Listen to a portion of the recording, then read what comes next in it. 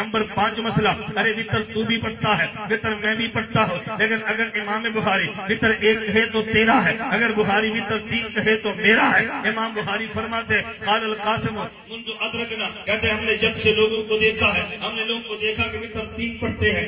امام بخاری نے روایت امی عائشہ سے لائی ہے، جس روایت کو تو غلط جگہ پہ استعمال کرتا ہے، تو تراویح 8 ہونے پہ پیش کرتا ہے، جبکہ تیری دلیل تو بنتی نہیں ہے، یہ دلیل تو میری بنتی ہے۔ میرا توجہ رکھنا۔